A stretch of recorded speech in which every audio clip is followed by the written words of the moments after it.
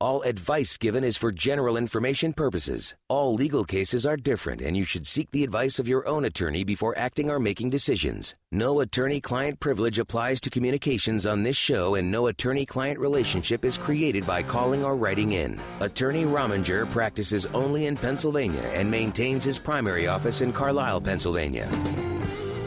Hey, welcome back. Carl Rominger here. Merry Christmas. So Wayne LaPierre was talking the other day, and the NRA is getting some flack. And I keep hearing this, and again and again and again. I heard it on another interview when they say, "Well, what's your response to Wayne LaPierre's argument that, for instance, each of these gunmen, when confronted with an armed citizen or an armed police officer, shot themselves?" Well, I don't know what LaPierre is even speaking English, and I really didn't follow any of his arguments, and it's simply the NRA is simply responsible. So you're not getting an engagement. I've seen some good questions by the press interviewers of the anti-gun nuts saying, how do you explain that instance?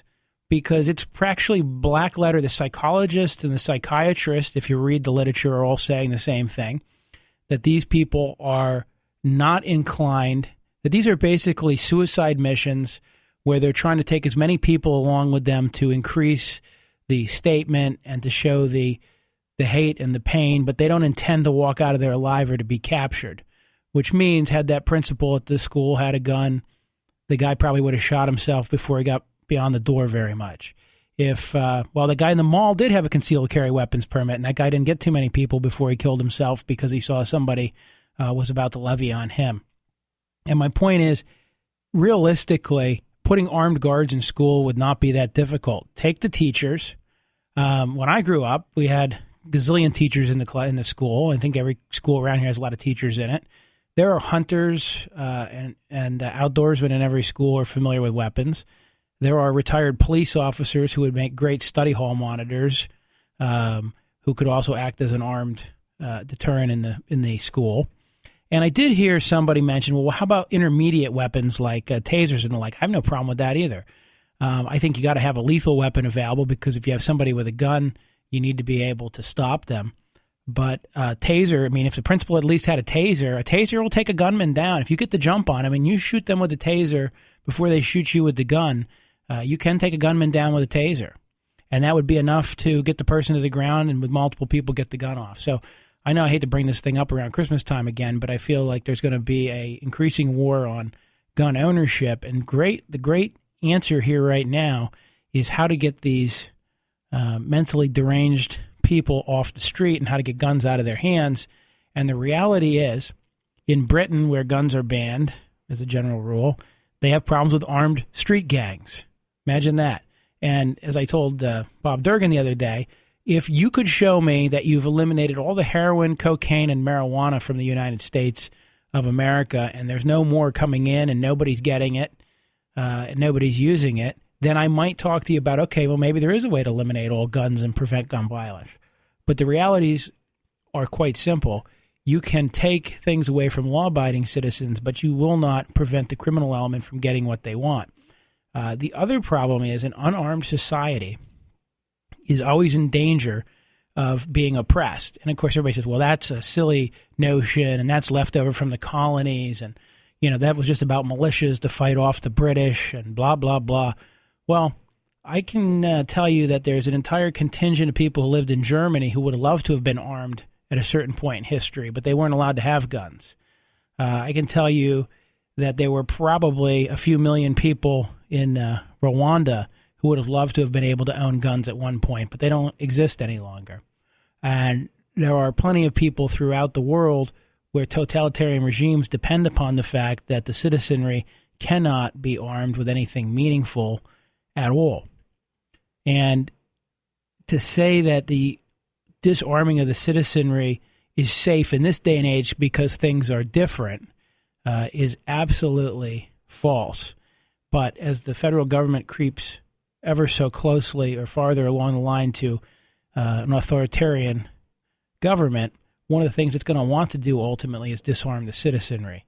And so any politician who wants to disarm you is probably not doing you a service. And I could go on and on because we get all these calls from people who have crimes. Like we heard somebody had a crime in the 70s and they can't get a firearm.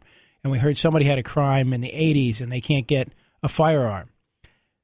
All these rules about saying because somebody had a felony 40 years ago or 30 years ago or even 15 years ago or a misdemeanor of domestic violence because they fought with their brother in the trailer park 20 years ago, or they had a girlfriend who slapped them and they slapped them back, but they both pled guilty to mutual simple assault 15 years ago. To say that those people are per se unfit to own a gun and give them no ability to come and revive that ability is just another way of de facto disarming the citizenry. And keep in mind that when a lot of people pled guilty to various misdemeanors over the years, they were told this will have no effect on your gun rights whatsoever. If we simply just rewrote the law again, like they did the last time with the Lautenberg Amendment, simply said anybody who's ever had any misdemeanor or felony may no longer own a gun, they'll pull the guns out of millions of more hands. And then a few years after that, let's just rewrite it and say anybody who's ever driven faster than 20 miles over the speed limit has shown such poor judgment that they shouldn't be allowed to touch a firearm. We can pull the guns out of millions more. And then a few years later, we can say all summary offenses because they show a scoffing for the law. Let's pull the guns out of their hands. And you guys think I'm crazy, but that's how it's done. 540-0580. Gary, you're on the air. Hey, Gary. Oh, sorry, Carl. I'd just like to say I don't think you're crazy. I think you're a great gun advocate. Keep up the good work. I just got a quick question. I got some friends, we all conceal carry. Can you legally conceal carry in a bank in PA? I think you can. I don't see it on the exclusion. However, if the bank has a posting, no firearms, you have to honor it. Right. But if it's not posted, you can do it, right? I hope so. That's what I'm thinking. The more interesting one's the post office, right? Well, see, the post office is federal, so you can't, right? That's what they say, yeah. Yeah. So, what about, here's a tricky question. What if it's a federal credit union? I mean, the building's not federal, right? No, I think it's just their charter, so it's not really federal property. They're just announcing that their charter is federal, not state. Yeah, that's what I thought. All right, brother. That's all I need. Thanks. 540-0580. Barbara. Yes. How are you? I'm fine, and you? Good. Merry Christmas. Merry Christmas. I have a quick question about the statute of limitations for a medical procedure. Okay. My daughter had an operation at 16, brain surgery, and it went okay, not great, but now she's 10 years down the road having complications, possibly from the surgery. Is there any recourse at this point? Well, the statute of limitations is 2 years from her 18th birthday because she was a minor. Okay. It's usually 2 years. But now, there's one other thing. There's something called the discovery rule. Mm-hmm. And we say that it tolls until you discover the problem. Okay. So here's where it gets tricky. That always can be a big fight. Mm-hmm. That can always be a really big fight, right, as you can imagine. Right. So it doesn't mean you're out of the water. So let me ask the question this way. If you went backwards 2 years from today, would you have known or should you have known that there was a problem with that surgery? Okay, well, now that she has had a change in her health and she's become pregnant, and the pregnancy has brought out stuff that happened in the surgery we were unaware of. Okay, so that's less than 2 years. No. Oh, yes, 2 years since we discovered something, yes. In other words, I'm saying go back 2 years in your mind. 2 years ago, would you have known what you knew now, which would cause you to believe there was a problem with the surgery? No. Okay. So you're following me? Yes, I see, yeah. Yeah. Okay, I want you to hold on for a minute. Okay. And we come up on the break here. I'm going to give you a phone number I want you to call. Okay, hold on. Okay. 540-0580. Carl Rominger here answering your legal questions. Craig, what's going on? Hey, how you doing? Good. I was just wondering, I'm a new gun owner. I haven't owned a gun for 30 years, and I'm wondering where I can go and get a training course. Well, if you go to the NRA website, you should be able to look stuff up. The other place I would recommend is the Harrisburg Hunters and Anglers. Are you in the Harrisburg area? Yeah, I'm in Hershey. You're all perfect. That's really close to you. Harrisburg Hunters and Anglers, up the way to describe them is they're between Hershey and Harrisburg in the country. Yeah, it's right off of Go Nice Road. Yep. Look them up on the web. if you just go to one of their meetings, and if you're not a member already, go join. Then they have tons of instructors who go there, who shoot there. They have a great range, all kinds of facilities. But most importantly, they do have a huge program of training and regular instruction on shooting and self-defense and the whole 9 yards. Okay, thank you very much for your help. And I'll tell you, I've been around to a lot of the clubs, and there's a lot of nice fish and game clubs. So I mean, I'm not saying that they're the only one, but they come to mind because it seems like when I've been out there to give my talk, they clearly seem to have the most number of just instructors out there. Okay. All right? Well, you have a nice Christmas. All right, man. Merry Christmas. Thank you. 540-0580.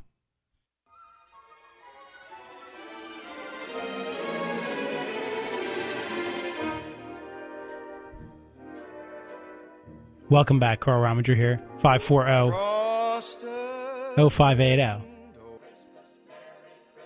Merry Christmas. Oh, boy, oh, boy. It's Christmas time. Time for some gog or eggnog or some such thing.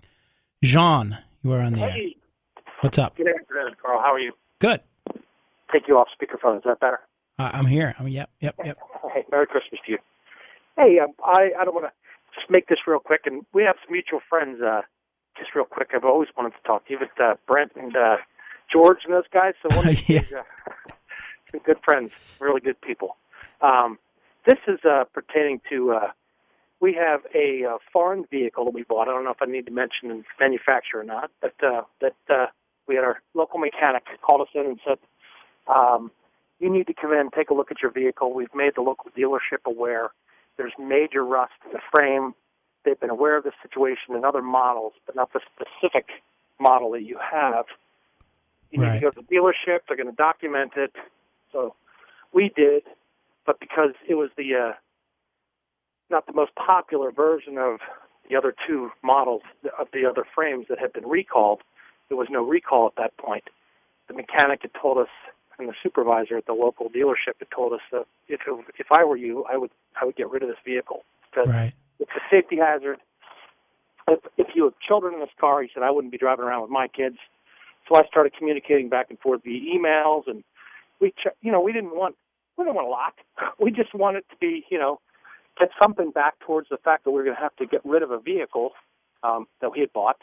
And we went all the way up to finally the regional manager and the national manager, I guess, for consumer affairs, and they basically stonewalled us all the way around. And I did contact, I guess what they call their vice president of customer retention, that I did get a reply back from his secretary who said, well, we're really doing nothing, but if you want to buy a newer vehicle or a used certified one in the next 1 year, we'll give you $2,500 back. And then she extended that for 2 years. Right. But at that point, we had, we took the car, took it to an auction, sold it, and, bought another vehicle because they were going to do nothing. I just wonder now, we did get a letter in the mail. That vehicle has been, it's ironic, I had mentioned to my wife, we should just park this thing in our backyard, tarp it, and wait till they recall it, because at some point they will. Well, sure enough, I guess they have. So my question is, I would be very satisfied and happy with some kind of a cash, take that $2,500, because we bought another vehicle, but not through their dealership network or certified. We did buy another version of that vehicle that we had it inspected and checked into, but I'm not going to pay a premium in a dealership when I can buy one that's similar, on a private sale. Right. I have all the correspondence, and I have all the detailed documents and photos that, I'm wondering, is there any recourse to take that back and say we would like to get a cash reimbursement on this $2,500 voucher since we went and bought another vehicle, and you now are recalling the one that we had sold because you told us it's not safe to drive, but you're doing nothing for us. So they recalled your vehicle? Just recently. At that point, when we sold it a year and a half ago, we auctioned it off to get rid of it because, we were told by the dealership, and I have communications back and forth with the supervisor. It said, if this were my family, I wouldn't be driving this vehicle. I know. So how much money are you out? Well, we bought it used, and then we ended up. I mean, we would probably still be driving that vehicle, but at this point, if we still had that same car, from what I understand in the other vehicles, what they did with the other two models, the same exact frame, it's the same plant, but it's just a different model. They would reconstruct the frame or give them, basically a new vehicle, no matter how old the vehicle was. So that's not easy to clarify how much money we're out. Right. So let me ask it this way, though. Mm-hmm. But the other way to measure your damages is you spent X dollars on the vehicle, and when you sold it, how much were you out on the difference between the two? Oh, geez, that's difficult. I haven't really, thought it through that much. But I mean, there could be $5,000, $8,000. Yeah, okay. Probably $5,000 to $10,000, $8,000. Okay. And how long did you drive it for? We had it for, I think, 2001, probably 2-3 years. Okay. I have to go back, and I didn't have all this, I was lucky enough to hear you were online. So we might get into a position where someone would say, well, then you lost about $8,000 on the vehicle by auctioning it, but at the same time, you got 3 years' worth of use out of it, so you probably didn't have any real loss. I mean, that's an argument, right? Mm-hmm. Sure. And so now you have a $2,500 voucher that we gave you that we said you could use on one of our vehicles, but we really just did that because it was good customer service, not because we actually owed you anything. Mm-hmm. So I don't think you have a great claim. I don't think you do. But if we would have let that thing sit in the backyard tarped right now, we'd probably go and they would probably give you a new vehicle. Well, now whoever you sold it to got to do that. Probably. Yeah, I know, kicking the butt in it. But no way we would be driving that vehicle with the extent of the damage that it had at that point. That was because they've come to determine they didn't have enough rust preventative on the frame. Right. And he said at any point if you were T-boned or if you turned this vehicle too quickly, he said this, and this is coming from the service manager of a local dealership of that brand. No, I understand, but nobody. See, here's your problem. Nobody actually got hurt, and the recall happened after you were done with it, and it looks like you had it in the normal course of wear and tear, versus what you lost on the resale of it. So it's sort of like a near miss. Correct. And unfortunately, unless somebody gets hurt, the law doesn't allow for collections on near misses. So, or you're in the zone of danger when something happens. So if I'm standing next to you and somebody shoots you negligently, I might be able to argue I was standing so close to you that I was in the zone of danger. Yeah. And that watching you get injured really have harmed me psychologically. Yeah. But for the most part, a near miss on negligence without injury is not going to result in anything. And more importantly, your damages, even if we could get to the liability phase, your damages are going to be hard to prove because your damages were never actualized. Nobody ever got hurt. The car never broke. You got a couple years out of the car. You sold it for an appropriate decrease in value. Yeah. I don't think you have anything. I'm sorry. That's all right. I just thought, with this voucher here that maybe there'd be a way to get it instead of buying another vehicle since we've already replaced it. Sell it to Brent for on 80% of face value. Lube him up with some cheap beer. Yeah, exactly. Maybe I'll track down with the VIN numbers or way to track it down and see who I sold it to, see if they still have it, and I'll buy it from them and then take it back for the recall. It could be done. Yeah, maybe Carfax somehow or with PennDOT. I think you could probably run the VIN and see who has it, but I'm not sure what you'd need to do that or what they let you do or not. I should have just thrown a daggone snowplow in the front of that thing and used it for the last year and a half for around the yard stuff. Yeah. God, isn't that kicking the butt? Well, trust me. I mean, it's like the guy that goes to the yard sale and buys the minnow bucket and finds $2,000 in cash in the minnow bucket, Yeah, and then somebody later goes, well, I think Grandpa used to keep money in the minnow bucket. Did anybody look in there? And you go, what? Huh? That's a true story, by the way. Hey, well, you have a wonderful holiday. All right, you too. Merry Christmas.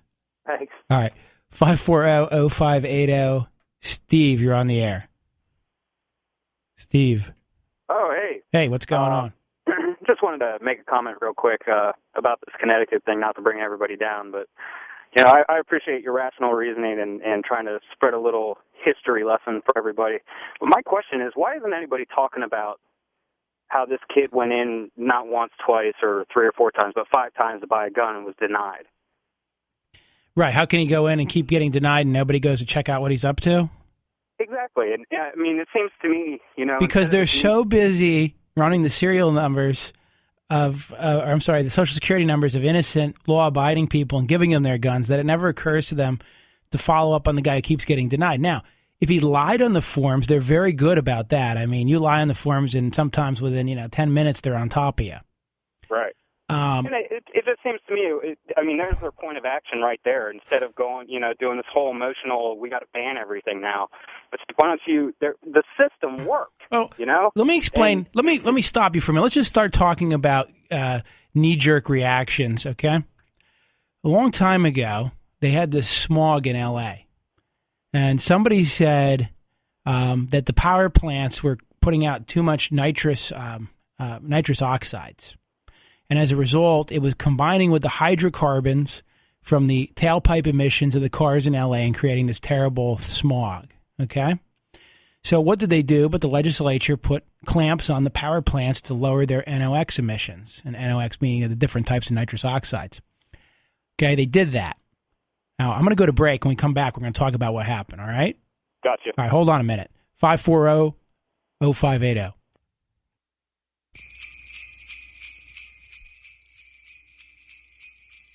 All right, Carl Rominger, we're back.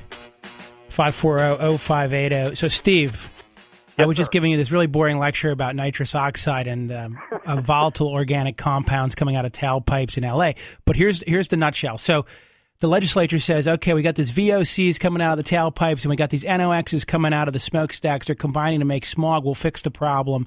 So they pass a law, and at great expense, they make all the power companies put on scrubbers and minimize the NOx emissions. And then the smog gets worse because had they bothered to check with the scientists would have said, you're correct, but it's a little more complicated than that because the NOx is combined with the VOCs to create smog, and then the excess NOxs recombine with the smog to destroy some of the smog. So what you did was increase the level of smog by removing or lowering the level of NOxs to a level that optimized smog production and offset smog destruction. And the point of that whole story is the science and the interplay was much more complicated than what the public wanted and what the legislature thought would be a great knee-jerk reaction to fix the smog because they only got halfway through it. And we're seeing it with the gun debate. Everybody who's anti-gun just wants to scream, oh, my God, all these guns, that's the problem. The NRA is the problem. You created this problem. And the answer is no.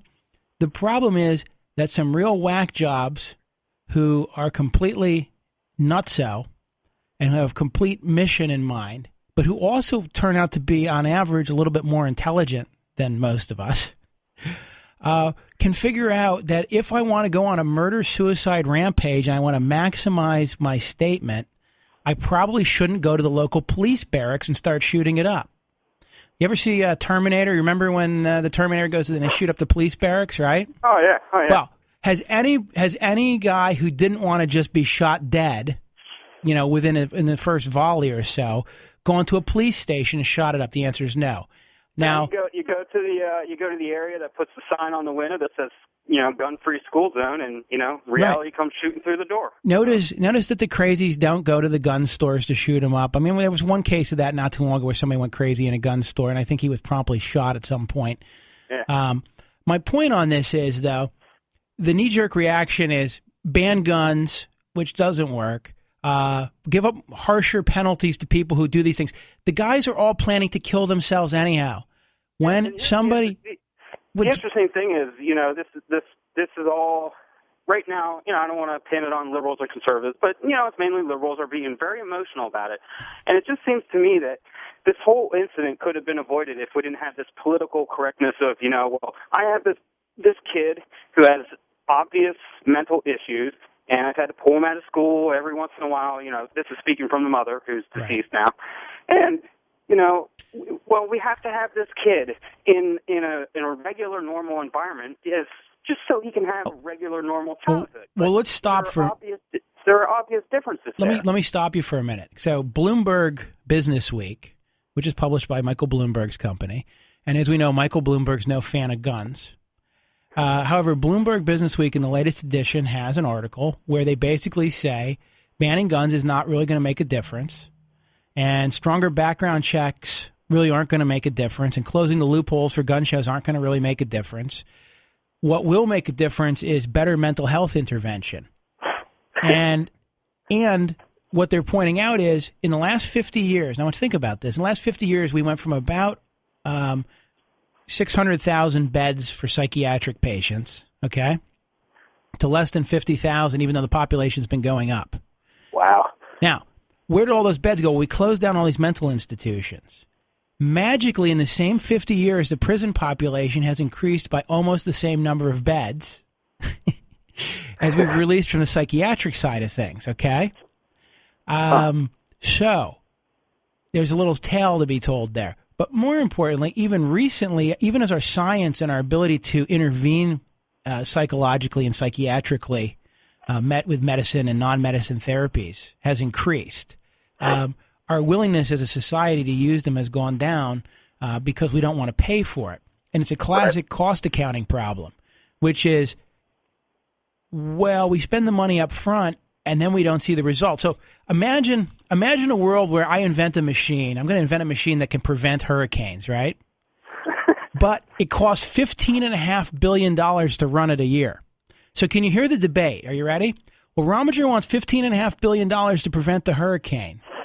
But that's a lot of money to spend, so we're going to only give them, $7.5 billion because we don't want to spend all that money preventing hurricanes because we never have hurricanes. Well, yeah, you never have hurricanes because we're preventing them with the machine, right? And that's going to become the logic. And so the problem is when you have a way of preventing a future harm, but the future harm never occurs because you're preventing it, it doesn't seem like a really good way to spend your money because after a while you start to believe that you don't need to spend this money. And it's interesting because the progressive view is like, we have to make all these laws to prevent things, but we, don't want to do common sense,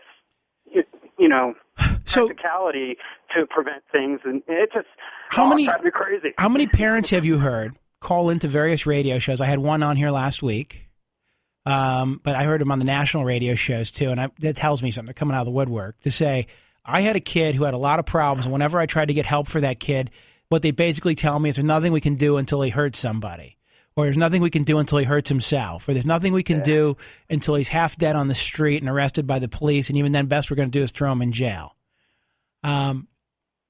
There's actually some theory out there. One of the other things you'll notice about these shooters is none of them they all seem to come from a middle class and above families. Yep. And none of them come from poor families or inner city families or families that we would traditionally consider at risk. And the theory is, here's the theory that I've heard propounded. I don't know if it's true or not, so I'm just going to caveat it, but I like it, is that those kids are already on such a minimal existence that when they exhibit these problems or have these severe issues, the system does do something for them, does get a hold of them and put them into a foster home or into an institution, or they get removed from the parents and get some services and things like that. Yeah, there's attention given to it. Because those and there's two reasons for that. One is because those families are already in contact with the system a lot of times in ways that middle-class families aren't. And a lot of middle-class families don't want to always admit that they have problems, so they probably shelter it, and I understand that. But it's interesting because that tells us something. That tells us that kids who would come from abject poverty, the ones you would think would have the most anger at society, are not the ones that are doing this. So it's clearly a mental health problem, and it's clearly a lack of sufficient intervention because if it was some other source, we should see it across all socioeconomic backgrounds. And we just don't see these kinds of mass suicide shooters, as I'm going to start calling them because it seems that that's their goal is to kill themselves and take as many people with them. We don't see them coming from in their late teens to early 20s as well. Right, well, which is also because that's at a certain point when things finally get, their brains are not completely developed until you're, 20-something, and they're in a high flux. But they also start to get independence, which means, when you're 15, you can't just walk into a gun store and try to buy a gun. When you're 15, you can't just drive the car around the street and go where you want and start your own little secret underground brooding the same way that an 18 or 20-year-old can. Yeah. Well, my point is, if the signs are there, we shouldn't be treating these kids as regular kids, because they're not. We'll sit there and say they have special needs and we need to be politically correct about it and put them in a normal environment. It's called mainstreaming. Yes, but they're not going to function normally. So, and that has to be recognized. But on the outside of it, I'm getting really tired of the government taking away, well, don't you ever taking away my rights that are supposed to protect me from the government? David Axelrod said, no crisis, no good crisis should go wasted, right? Right. And here's the point. Do you think that these are reactions? I mean, here's the question. Are these reactions to this event? By the public, they are. But by the politicians, no. Politicians are usually ready to roll with and if they're really clever politicians, wait until the timing is right to get what they want.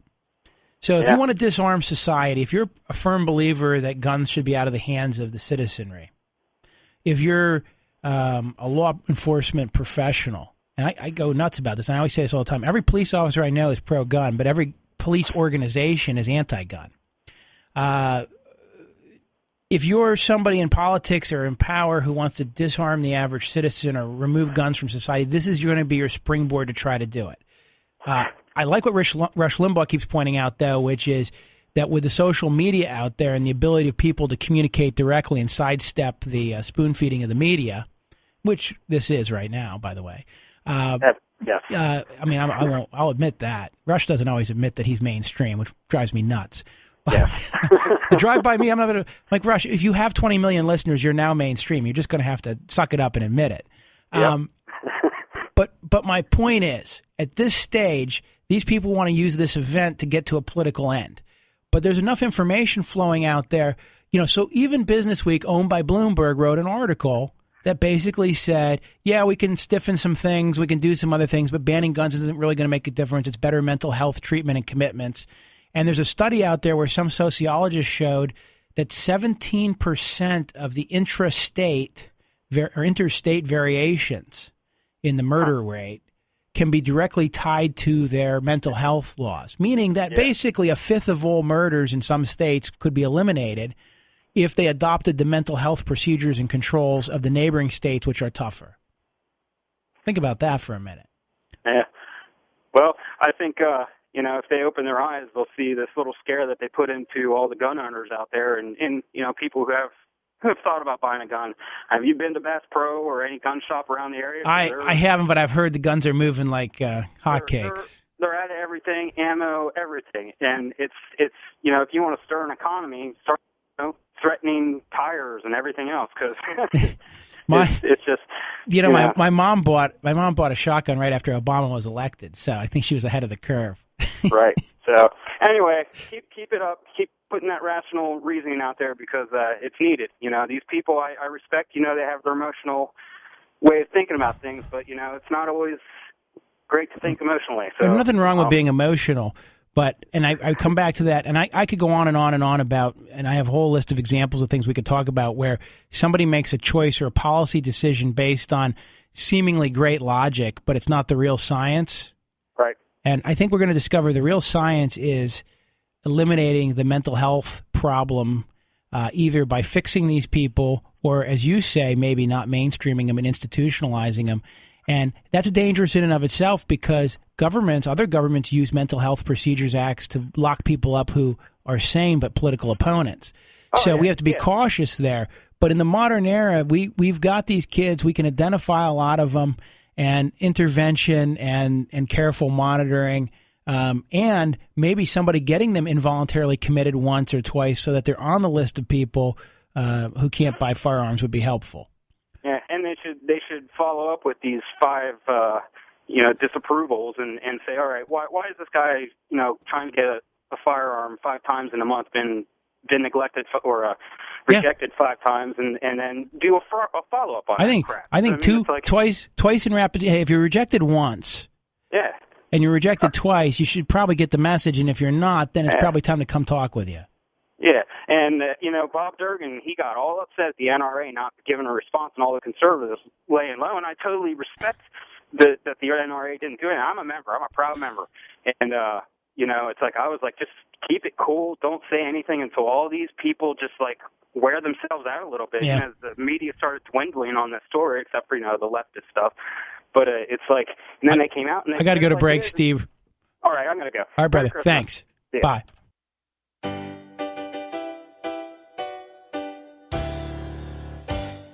Welcome back. Carl Rominger here, 540-0580. Bum, bum, bum, bum. Merry Christmas. John, you're on the air. Yeah, I have a comment about this whole gun control, and the NRA said we can afford to put a policeman in every school. Right. And I'm not sure we can do that, but why not have a tax on larger magazines, bigger than 10, $2 a bullet? Okay, pay for that. Okay. Okay, as a way to say, okay, we're doing something. When you tax it, you'll have less of them. Don't make it illegal. And just say, and instead of using policemen, let's bring our soldiers who are in nice uniform, because as everybody says, you don't go where you see a visible presence. Well, the Posse Comitatus requires that we don't put our soldiers on American soil and use the military here. They got to stay on the other side of the Rubicon. But I'm going to go with get all the retired police officers who want to be study hall monitors, and or get all the teachers who want to go through a training. Here's the reality. If you don't think that the average public school teacher in your public school is capable of getting trained on how to safely use a firearm and responsibly hold it and use it in the school, then why the hell are you letting your kids go there in the first place? Right, and I mean, if they can't figure out how to do that, and I mean, over in the Soviet Union before it collapsed, do you know they used to force every student to know how to take apart an AK-47 blindfolded? Well, maybe it was a positive thing. I feel bad for the poor 6-year-old who took a gun to school because he felt that was the only way he had to protect himself. That's who I feel bad for. Yeah, but I mean, except for the fact that I'm not sure with all the money the government's spending everywhere else, and maybe we could say, okay, this is a way to do it, and say, okay, anything above a 10-round, you pay an extra $1 a bullet. But to assume that creates, but that also for some people would say, but that's like admitting that a high-capacity magazine is the problem, and the reality is the cosmetics of the gun and the capacity of the magazine is not the problem. If you've got a 1,000-round magazine, as long as there's somebody there with a bullet to shoot you, it doesn't matter. Right. I mean, 1,000-round, but I'm just saying as a means of paying. No, I understand that. It's not saying it's any. Well, I'll tell you what. As part of meaningful property tax reform in Pennsylvania, when they get around to that, they can also figure out where the schools can get money for this as well. I got to take the next caller, John. I appreciate it. All right. 540-0580. Dan, you're on the air. Hey, Carl, I would contend that political correctness has killed more people than any handgun or 15-round magazine or 30-round magazine. Well, ideas have killed more people than anything else in the history of mankind. Remember that. I mean, we have to strip search my grandmother at the airport instead of a couple Middle Eastern guys in line. We can't tell people that there's a link between breast cancer and abortion, and we can't tell people that there's a link between these kids shooting up schools and mass shootings and the Ritalin that we're giving them at pre-adolescence. We're giving them a class 4 narcotic pre-adolescent and expect with the side effects that include suicidal tendencies and expect everything to be okay. Well, let me ask it this way. Israel, when was the last time that some terrorist, or wannabe enemy of the state went into a school in Israel and shot it up? And the answer is... The only thing I ever hear is they blow up a bus, they strap a bomb to themselves and blow up a bus. I don't hear them getting away with a mass shooting because I think they get popped pretty quick. Yeah, and there's a reason for that. They get an asshole right in the middle of their forehead. Did I say you can't? Yeah, I don't know what you said. It's fine with me. I'm not the FCC. I don't care. Anyhow, no, I absolutely. I got to take one more guy here. He's got a legitimate legal question of some sort. All right. 540-0580. Jeff, I know you've been waiting patiently while I've been debating all the world's politics and solving all the world's problems, but let me solve yours now. Yeah, hi, Carl. Thanks for taking my call. Yep. What do you want to know? Yeah, I got an investment company, and one of my investors who lives in the UK wanted some of his funds back, or just needed some funds. So I transferred it to him about a month ago, or 2 months now, and it was $15,000. And the bank ended up transferring 15,000 pounds, which comes to about $25,000. Ooh. Now I don't do electronic banking. It's a pretty sleepy company. So when I got my statement, which was 3 weeks later, that's when I noticed. I contacted them, and like, oh yeah, right, we'll try. And they asked me if I could get in touch with the guy, and I said, well, it doesn't really matter. I mean, we're not that best of friends, and I'm sure he will be happy with more money than less. Right. And that. So anyhow, long story short, they have not. I finally did get in touch with him. He's willing to send it back, but he says that's going to take me, it's my time, it's my effort. They have to pay me and sort me out and this and that. And I haven't heard hair nor hide from them since. What's the position on something like that? Well, who made the mistake? Did you fill out paperwork with the bank for what to transfer? Yeah. I took it right in, and they even admitted it was their fault. It was, it was supposed to be $15,000. It says right on the form, USD, $15,000. Right. And when they did the transfer, I think you got to get the money back from the guy, but I think if you incur any expense with him, the bank should be liable for that. Okay. All right. All right. That's the best answer I got. Yeah. 5-4. We're done. That's right. Here comes the music. Hey guys, I'll be back. Talk with you later. In the meantime, go to RomingerLaw.com or call the office 241-6070. 241-6070.